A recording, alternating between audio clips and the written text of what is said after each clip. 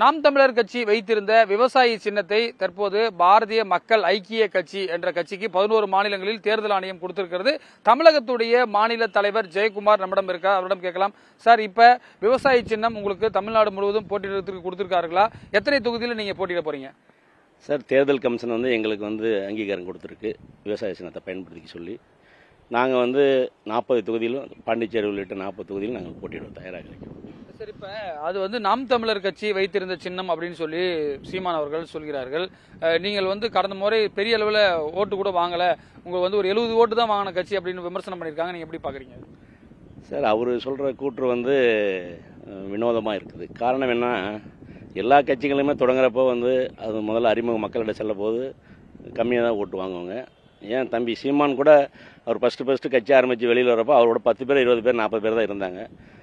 அதனால் இன்றைக்கி குரோத் ஆகுது அப்படின்னா அவங்களுடைய வளர்ச்சி அவங்களுடைய தனி பரிணாமம் பெற்று வருவோம். அது மாதிரி நாங்கள் எங்களுடைய வளர்ச்சி பரிணாமம் பெற்று வரும். நல்லபடியாக நாங்கள் எங்களுடைய கொள்கைகள் எங்களுடைய சித்தாந்தங்கள்லாம் மக்களுக்கு கண்டிப்பாக ஏற்புடையதாக இருக்கும்.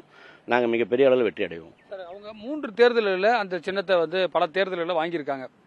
அந்த சின்னத்தை நீங்கள் போய் வேணும்னே கேட்டு வாங்கியிருக்கீங்க. ஏன்னா நிறைய சின்னங்கள் இருக்குது, அதை மட்டும் வாங்கி நீங்கள் அவங்கள சதி பண்ணிட்டீங்க அப்படின்னு சொல்லப்படுது சார். இல்லை, அந்த இது ஏற்புடையதல்ல. காரணம் என்னென்னா, தேர்தல் கமிஷன் ஒதுக்குறாங்க. நாங்கள் குறிப்பிட்டு இந்த சின்னத்தை இவங்களோட வாங்கணும் அப்படின்றது எங்களுடைய மோட்டிவ் கிடையாது. தேர்தல் சின்னம் நாங்கள் கொடுத்துன்னு கொடுத்தாங்க. அது இவர் முறையாக இவர் அதை தேர்தல் கமிஷன். நீங்கள் எந்த நாளில் அப்ளை பண்ணீங்க சார்? ஸோ நாங்கள் கிட்டத்தட்ட இப்போ ஒரு 6 மந்த்துக்கு முன்னையே நாங்கள் இது பண்ணிட்டோங்க. அது எங்களுக்கு 1 மாதத்துக்கு முன்னே எங்களுக்கு அலாட் பண்ணிட்டாங்க. இப்போ உங்கள் தேசிய தலைவர் யார் சார்? இப்போ எல்லா மாநிலத்திலும் நிற்கிறீங்களா? கர்நாடகா, ஆந்திராலாம் சொல்கிறீங்க, அங்கே எப்படி சார் ஓட் பர்சன்ட் இருக்குது? எங்கள் தேசிய தலைவர் வீரா ரெட்டின்னு சொல்லிட்டு, இப்போ கர்நாடகா, ஆந்திரா, ஹரியானா, ஒரிசா போன்ற கிட்டத்தட்ட ஒரு 7-8 மாவட்டங்களில் மாநிலங்களில் எங்களுடைய கட்சி போட்டியிட தயாராக இருக்கிறது. கிட்டத்தட்ட நாங்கள் ஒரு குறைந்தபட்சம் ஒரு 100 வேட்பாளரை நிறுத்துவோம். சரி, இப்போ உதாரணமாக இப்போ தமிழ்நாட்டில் அவர்கள் கேட்டால், நாம் தமிழர் கட்சி இந்த சின்னத்தை கேட்டால் நீங்கள் ஒரு சகோதர அடிப்படையில் விட்டு கொடுக்கறதுக்கு தயாராக இருக்கீங்களா? இல்லை, தம்பி சீமான் அவர்கள் எங்களோட எங்களோட கூட்டணி வச்சுக்கிட்டு எங்களோட இருந்தால் நாங்கள் எங்கள் சின்னத்தை அவருக்கு தயாராக இருக்கோம். அவர்கிட்ட எதுவும் பேச்சுவார்த்தை நடத்திருக்கீங்களா சார் நீங்கள்? இல்லை, இது வரைக்கும் இல்லை. அப்படி நடத்துறது வந்தால் நாங்கள் வரவேற்கிறோம். அவர் உச்சநீதிமன்றத்தில் இந்த சின்னத்தை கேட்டு வழக்கு தான் தொடரும்னு சொல்லியிருக்காரு. எப்படி சார் இது ஃபேஸ் பண்ண போறீங்க? அது தேர்தல் கமிஷனுடைய பணி. தேர்தல் கமிஷன் அவர்களுக்கு சரியான பதில் சொல்லுவாங்க. இப்போ 11 மாநிலத்துக்கு நீங்கள் பயன்படுத்தலான்னு எப்போ ஆர்டர் சார் உங்களுக்கு? எங்களுக்கு ஒரு 1 மந்த்துக்கு முன்னே வந்துருச்சுங்க. 1 மாதத்துக்கு முன்னே எங்களுக்கு ஆர்டர் வந்துருச்சு. இப்போ கர்நாடகா, தெலுங்கானா, ஆந்திராவிலையும் நீங்கள் விவசாய சின்னத்திலே போட்டியிட போறீங்க?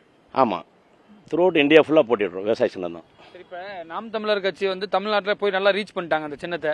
இப்போ நீங்கள் அதை போய் வேணும்னே வாங்கிட்டு வந்த மாதிரி, அதாவது ரீச் ஆன சின்னத்தை, ஏன்னா எவ்வளவோ சின்னங்கள் இருக்குது, ஸ்டாப்லர் இருக்குது, அது இருக்குது, குண்டூசி இருக்குது அப்படின்னு சொல்கிறாங்க. அதெல்லாம் விட்டுட்டு நீங்கள் விவசாயி வேணும்னு கேட்டு வாங்கிட்டு வந்து என்ன காரணம் சார்? இல்லை, எங்களுடைய அடிப்படை கொள்கையோ சித்தாந்தங்கள்லாம் விவசாயத்தை நோக்கி தான். ஏன்னா தமிழ்நாட்டில் மட்டும் நாங்கள் கிடையாது, ஆல் இண்டியா அளவில் இருக்கோம்.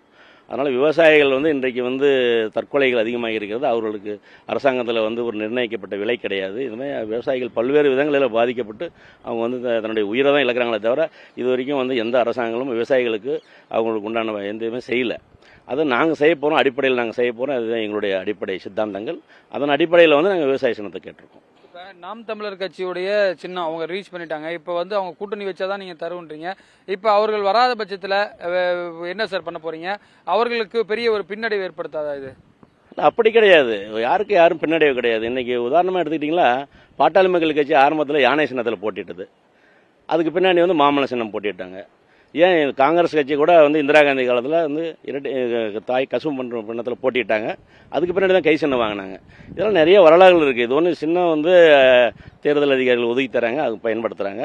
அதனால் இது சீமான அடிக்கடி என்ன சொல்கிறாரு, நாங்கள் சின்னத்தை வச்சுலாம் எங்களுக்கு ஓட்டு கிடையாது, எங்களை வச்சு தான் ஓட்டுன்றாரு. அப்போ அவர் சின்னத்தை பற்றி பயப்பட வேண்டிய அவசியம் கிடையாது.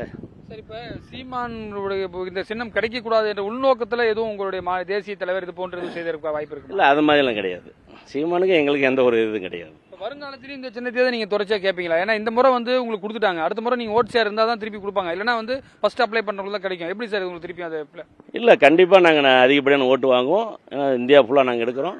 தமிழகத்திலே நாங்கள் நல்ல சதவீத ஓட்டுகள் வாங்குவோம். குறிப்பாக சொல்ல போனால் நாங்கள் 3வது இடம் 4வது இடம் வரதுக்கு வாய்ப்புகள் இருக்குது. இப்போ நீங்கள் தேசிய அளவில் யாராவது கூட்டணி வச்சிருக்கீங்களா? இப்போ மற்ற மாநிலங்களில் வேறு தேசிய கட்சிகளோ மாநில கட்சிகளோட கூட்டணி வச்சிருக்கீங்களா? இல்லை முழுக்க எப்படி இருக்குது உங்கள் கட்சி? தமிழ்நாட்டில் யாருன்னு கூட்டணி போகிறீங்க இது வரலாம்? இப்போ தேசிய தலைவர் வந்து பேசிகிட்டு இருக்காரு, பல்வேறு கட்சிகளுக்கு தொடர்பு கொண்டுட்டு இருக்காங்க, அதை பற்றி பேசிகிட்டு இருக்காரு. இன்னும் இறுதி முடிவு ஆகலை. தமிழகத்திலேயும் வந்து பல்வேறு சின்ன சின்ன கட்சிகள்லாம் வந்து எங்களோட தொடர்பில் இருக்காங்க. இப்போ அவங்களெல்லாம் உட்காந்து பேசி நாங்கள் அடுத்த கட்ட நடவடிக்கைகள் கேண்டிடேட் போடுவோம். இப்போ நீங்கள் வந்து மாநில தலைவராக இருக்கீங்க, நீங்கள் எந்த தொகுதியில் போட்டிப்பீங்க? ஒருவேளை சீமான் கட்சியில் சீமான் போட்டிட்டு அவரை எதிர்த்து நீங்கள் போட்டிடுவீங்களா? இது சரியான கேள்வி. நாம் தமிழர் சீமானை எதிர்த்து கண்டிப்பாக நான் போட்டி போடுவேன். அவர் எந்த தொகுதியில் நின்னாலும் அவரை எதிர்த்து நான் போட்டி போடுவேன். இப்போ உங்களுக்கு சின்ன அலர்ட் ஆகி அந்த ஆர்டர் உங்களுக்கு கையில் வந்துருச்சு. கண்டிப்பாக அது வந்துருச்சு.